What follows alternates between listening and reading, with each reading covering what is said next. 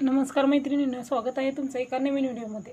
तर आता आपण आज 34 साईजच्या ब्लाऊजसाठी बाहीचं कटिंग बघूया। तर तुम्ही म्हणत असाल हा पार्ट कशासाठी घेतलेला आहे, तर हा पार्ट मोजूनच आपण बाहीची रुंदी ठरवणार आहोत। तर खूप वेगळ्या पद्धतीने आपण बाहीची कटिंग करत आहोत। अगोदरही आपले अशाच प्रकारचे व्हिडिओ अपलोड आहेत, तर त्याच पद्धतीने आपण हा एक 34 साईजचा व्हिडिओ बघूयात। म्हणजे तुम्हाला प्रत्येक साईजचा ब्लाऊज कटिंग करताना बाही रुंदी घेताना जे काही प्रॉब्लेम येतात ते तुम्हाला यामध्ये येणार नाहीत। तर आता आपला 34 साईजचा ब्लाऊज आहे, तर आपण समोरचा पार्ट घेतलेला आहे आणि त्याच्यानंतर आपल्याला डबल फोल्ड एक पेपर घेतलेला आहे। तर बघा, समोरच्या पार्टची मोजून तिरका मुंडा मोजायचा आहे। ह्याचा तिरका मुंडा मोजून आपल्याला बाहीचं कटिंग करायचं आहे। तर तो पार्ट जो आहे तो आपल्याला बाही रुंदीसाठी वापरायचा आहे। तर सुरुवातीला आता आपल्याला माहिती आहे की कुठल्या साईजसाठी आपल्याला बाही कटिंग करायची आहे। 34 साईजसाठी आपल्याला बाहीचं कटिंग करायचं आहे। त्याच्यानंतर आपल्याला तुमच्या आवडीनुसार किंवा ब्लाऊजच्या मापानुसार आपल्याला बाहीची उंची घ्यायची आहे। इथं आपण बाहीची उंची 5 इंच घेणार आहोत आणि अर्धा इंच आपल्याला शिलाई मार्जिन, म्हणजे अस्तरचा ब्लाऊज आहे त्यामुळे अर्धा इंच मार्जिन, म्हणजे आपण इथं 5.5 इंच घेऊयात। तुम्ही जर बिगर अस्तरचा ब्लाऊज असेल तर तुम्ही 1.5 इंच इथं घ्यायचं आहे बिगर अस्तरच्या ब्लाऊजसाठी। इथं आपला अस्तरचा ब्लाऊज आहे त्यामुळे आपण इथं घेतलेला आहे। हा ब्लाऊज आपला 34 साईजचा ब्लाऊज आहे आपला। तर बघा, आता आपण वरतीही आपण असाच बॉक्स तयार करून घ्यायचा आहे वरपर्यंत।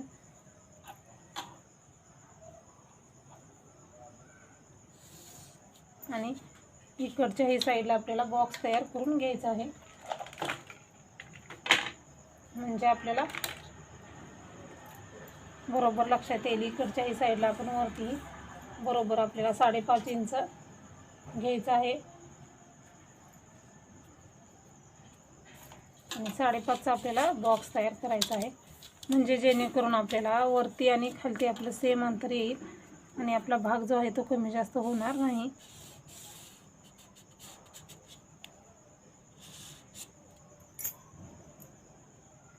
तर बघा, आता आपण हा बॉक्स तयार केलेला आहे। तर आता आपण हा जो पार्ट आहे तर ह्या पार्टपासून मुंडा कसा मोजायचा तिरका, आणि तिरका जो मुंडा आहे तो मोजल्यानंतर आपल्याला बाही रुंदीसाठी कसा वापरायचा ते मी तुम्हाला सांगणार आहे।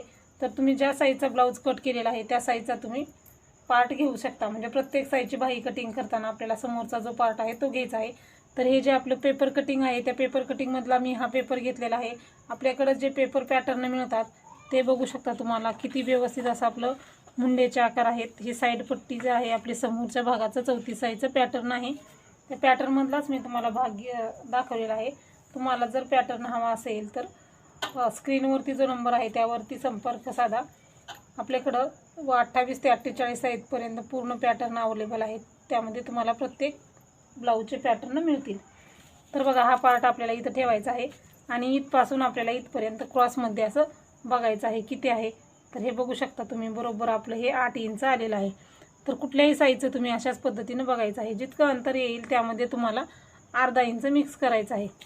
हे बघा, हे आपण असं ठेवलेलं आहे। हे आपण हे असं क्रॉस घ्यायचं। क्रॉस घेतल्यानंतर आपलं अंतर किती आलेलं आहे, 8 अंतर आलेलं आहे। तर 8 मध्ये आपल्याला अर्धा इंच मिक्स करायचं आहे, म्हणजे आपल्याला इथं 8.5 इंच घ्यायचं आहे।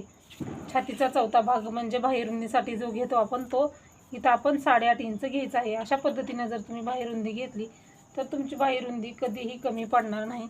परफेक्ट अशी बाहीची रुंदी येईल, कमीही पडणार नाही। आपल्याला थोडीशी एक्स्ट्राच होईल, पण बिलकुल जोडताना बाही कमी पडणार नाही। तर बऱ्याच जणींचे प्रॉब्लेम असतात की बाही त्यांना जोडताना कमी पडते, म्हणजे बाही पुरत नाही। त्या ताईंनी तुम्ही अशा पद्धतीनं बाहीचं कटिंग करा, म्हणजे तुम्हाला तिरका मुंडा मोजून बाहीचं रुंदी घ्या, म्हणजे तुम्हाला कुठेही कमी पडणार नाही। आता कॅप हाईट किती घ्यायची, तर कॅप हाईट जी आहे ती बाहीच्या उंचीनुसार घ्यायची आहे। 5 इंचाची बाही आहे त्यामुळे इथं आपण बरोबर 2.5 इंच कॅप हाईट घ्यायची आहे। ज्या ठिकाणी आपण 2.5 इंच घेतलेलं आहे त्याच ठिकाणी आपल्याला 2 इंचाला एक मार्किंग करायचं आहे। 2 इंचाला मार्किंग केल्यानंतर इकडच्या बाजूला आपल्याला 2 मार्किंग करायचे आहे। 1 इंचाला 1 आणि 2 इंचाला 1 अशा आपल्याला 2 मार्किंग करायचे आहेत।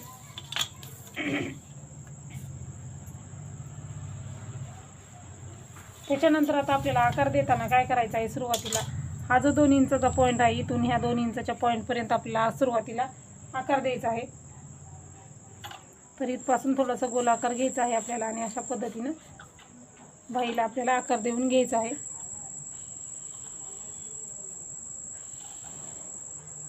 असा आपण गोलाकारमध्ये इथं जॉईन केलेला आहे. दुसरा आकार देताना आता आपल्याला काय करायचं आहे, वरती जो 2 इंचाचा पॉईंट आहे तिथून खाली बरोबर आपल्याला 2.5 इंचाला एक मार्किंग करायचं आहे. असं 2.5 इंचाला जिथं मार्किंग केलेलं आहे आपण तिथं बरोबर खाली तिथं अर्धा इंच घ्यायचं आहे. आता आपल्याला दुसऱ्या आकार म्हणजे समोरच्या भागाला आकार द्यायचा आहे. त्यावेळेस काय करायचं आहे, तुम्ही हा 1 इंचाचा पॉईंट हा आपण खाली अर्धा इंच घेतलेला आणि हा 2 इंचाचा पॉईंट 3 पॉईंट आपल्याला जॉईन करायचे. तर सुरुवातीला आपण इथून गोलाकार द्यायला सुरुवात करायची आहे. इथून गोलाकार द्यायला सुरुवात केल्यानंतर आपल्याला असंच गोलाकार देत ह्या पॉईंटला जॉईन करायचं आहे आणि परत तिकडचा पॉईंट आपल्याला ह्या पॉईंटकडं घ्यायचा आहे. म्हणजे तुम्ही बघू शकता आपला बाहीचा आकार व्यवस्थित आला ना तर आपल्याला परत जे काही प्रॉब्लेम येतात बाही कटिंग जोडल्यानंतर घोळ पडणे किंवा ओढणे, बाहीवरती जाणे, जे काही प्रॉब्लेम येतात ते येत नाहीत. अशा पद्धतीनं आकार आला तर आपला, कारण आपला आकार जो आहे तो बघू शकता तुम्ही व्यवस्थित असा आकार आलेला आहे.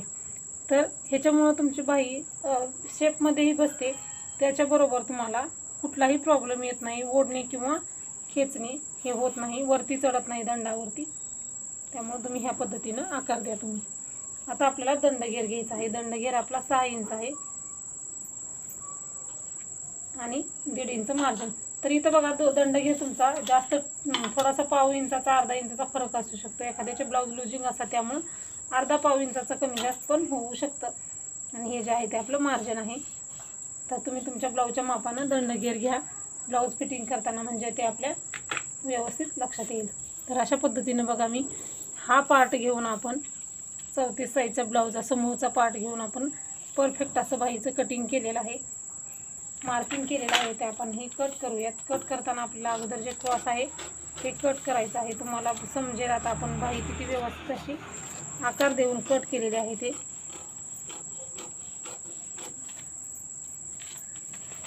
आणि आता आपण ही जी बाही आहे ती उकलून घ्यायची आहे आणि नंतर आपला आतला जो आकार दिलेला आहे आपण तो कट करायचा आहे. तर कसं असतं, आकार व्यवस्थित आले ना तर बाहीचं आपलं कटिंग व्यवस्थित होतं. कटिंग व्यवस्थित आल्यामुळं बाही आपली व्यवस्थित बसते. बघू शकता हा आपला कट झालेला आकार कसा आहे, तो असा व्यवस्थित कट झाला पाहिजे. आणि ह्या बाहीचेही आकार बघू शकता तुम्ही किती परफेक्ट आलेले आहेत. त्यामुळं तुमच्या बाहीमध्ये कुठेही प्रॉब्लेम येणार नाही. तर अशाच पद्धतीनं तुम्ही कोणत्याही साईजची बाहीचं कटिंग करा, तुम्हाला कधीही कुठेही प्रॉब्लेम येणार नाही. हे बघू शकता आपण बाही इथं लावलेली आहे, बरोबर आपल्या बाहीचं जे आहे ते आपल्याला पुरणार आहे ही बाही जी आहे ती. त्यामुळं तुम्ही ह्या पद्धतीने एकदा बाहीचं कटिंग करा नक्की. तुमची बाही जी आहे ती एकदम परफेक्ट येणार आहे. तर तुम्हाला हा व्हिडिओ कसा वाटला ते नक्की सांगा. अशाच प्रकारचे नवीन व्हिडिओ बघण्यासाठी चॅनलला एकदा नक्की सबस्क्राईब करा. व्हिडिओ पूर्ण बघत जा, व्हिडिओला लाईक करत जा, जास्तीत जास्त शेअरही करा, म्हणजे प्रत्येकाला ही पद्धत आली पाहिजे. त्याचबरोबर तुम्हाला जर काही प्रश्न असतील तेही तुम्ही विचारू शकता. व्हिडिओ पूर्ण बघितल्याबद्दल धन्यवाद.